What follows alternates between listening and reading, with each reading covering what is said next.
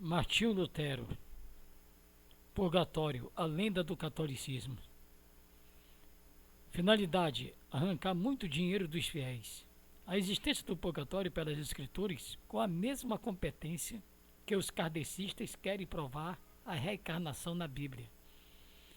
O objetivo é simples: provar um Deus sádico que não purifica todos os pecados pelo sangue de Jesus, mas deixa alguns para serem purgados no purgatório, um local de fogo e tormento para depois entrar no céu.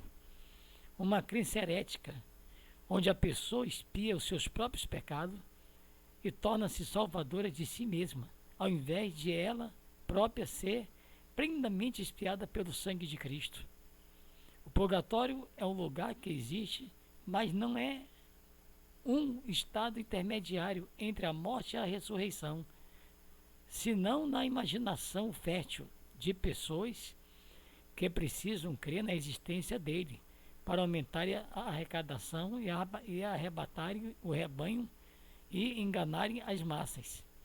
Foi desse jeito o purgatório, o que levou Lutero a contestar e dizer em suas 95 teses. Certo é que, ao tilintar a moeda na caixa, pode aumentar o lucro e a cobiça. A intercessão da igreja, porém, depende apenas da vontade de Deus.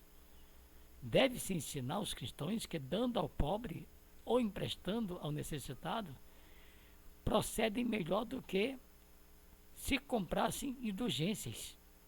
E deve-se ensinar aos cristãos que vê um carente e a negligência para gastar com indulgências obtém para si não as indulgências do Papa, mas a ira de Deus. Porque o Papa não evacua o purgatório por causa do santíssimo amor e da extrema necessidade das almas, o que seria a mais justa de todas as causas, se redime um número infinito de almas por causa do funetíssimo dinheiro para a construção da basílica, que é uma causa tão insignificante. Por causa do dinheiro, permite ao ímpio e o inimigo redimir uma alma piedosa e amiga de Deus. Porém, porque não a redime por causa da necessidade da mesma alma piedosa e dileta por amor gratuito. Porque o Papa, cuja fortuna hoje é a maior do que a dos mais ricos, crassos, não constrói com seu próprio dinheiro, ao menos uma basílica de São Pedro. Ao invés de fazê-lo com o dinheiro dos pobres fiéis, o sofrimento no purgatório seria por um período proporcional, as culpas variando conforme a gravidade do pecado, tendo, porém, um tempo reduzido por oração e indulgências, pagas em dinheiro, para que as pessoas intermediassem junto ao tribunal de Deus, a fim de diminuir a duração da pena, e dependendo dos recursos econômicos pela quantidade de rezas e sufrágios em favor do réu. A suspensão total da sentença é imediato alvará de soltura e seguir a entrada na felicidade eterna. O limbo era para as crianças que morriam sem receberem o batismo.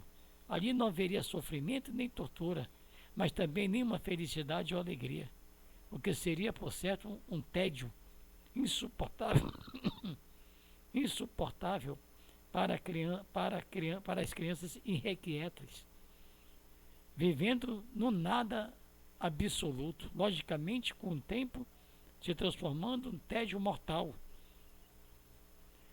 parecido à metáfora do inferno.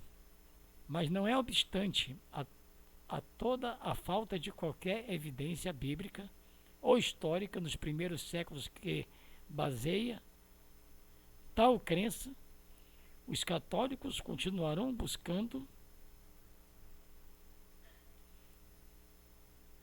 isolar versos, praticar enseja-se deturpar a Bíblia, achar testemunhos históricos de 7 séculos depois de Cristo e continuar crendo na lenda de um purgatório.